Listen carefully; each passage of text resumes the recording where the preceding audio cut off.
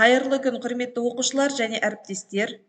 Тағы да экран алдында сіздермен жолыққаныма өте қуаныштымын. Сабағымызды бастамас бұрын миға шабуыл жасап алайық. Алдымен алдарыңыздағы ұсынылған картиналар туралы не айта аласыздар?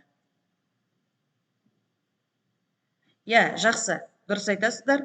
Ғылым академиясының ғимараты және барлық ғалым атаулыға танымал Қаныш Сәтпаев атамыз.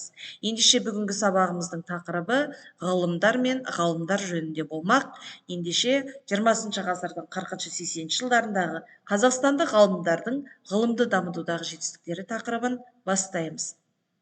Бұл сабағымызда біз ғалымдар мен және олардың жетістіктері, сонымен қатар Кеңес одағы тұсындағы тоқырауға ұшыраған ғылым салалары мен себептері туралы танысатын боламыз. 1946 жылы республиканың мәдени өмірінде ерекше оқиға болды. Яғни Кеңес социалистік республикалар одағының ғылыми академиясының қазақ филиалының негізінде Қазақ Кеңестік социалистік республикаларының ғылым академиясы құрылды. 1946 жылы мамырда ашылған ғылым академиясының президенті болып аса көрнекті ғалым Қаныш Сәтпаев сайланды. Академияның құрметті мүшелері болып Бардин, Вавилов, Мишанинов, Обручтер сайланды. Қаныш Имантайұлы Сәтпаев Қазақстан ғылымында ерекше орын алды. Ол қазақстандық металлогения ғылымы мен геология ғылыми мектебінің негізін қалады.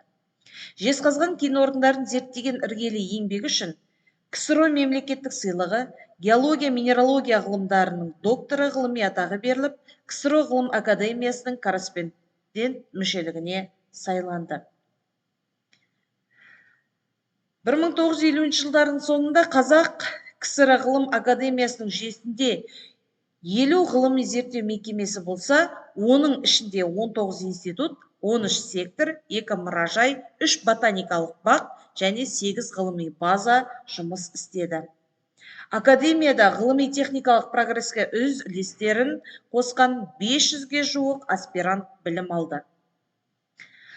Ал 1960 жылдары осы Қазақстан КСР-ның ең ірі ғылыми орталықтарының біріне айналды. 1985 жылдары республикада 40.337 ғылыми қызметкер жұмыс істесе, оның ішіндегі 864 ғылым докторы, ал 650-і ғылым академиясының академиктері, корреспондент мүшелері және профессорлар болды.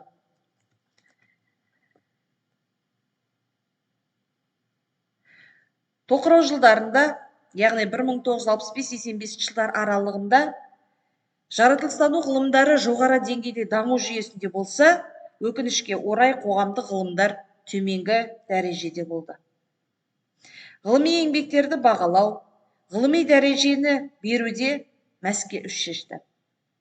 Жергілікті ұлт өкілдерінен шыққан ғалымдар санына шектеу қойылды. Әсіресе Қазақстан тарихы қатты бұрмаланды. Тарихшылар тек кеңес заманының жетістіктерін ғана зерттеуге жұмылдырылып, тәуелсіздік үшін күрескен қайраткерлер айыпталды, немесе буржуазияшыл ұлтшыл ретінде сипатталды. Келесі сіздерге ұсынатын тапсырма: алдарыңызда берілген суреттегі ғалымдарды анықтаңыз, ғалымдардың еңбек сіңірген ғылым салаларын сипаттаңыз, ғалымдардың қандай еңбектерін білесіз және зерттелген ғылым салаларының пайдасы қандай?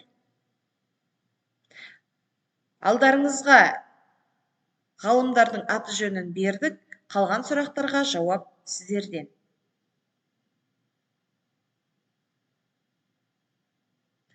Назарларыңызға рахмет, сау болыңыздар.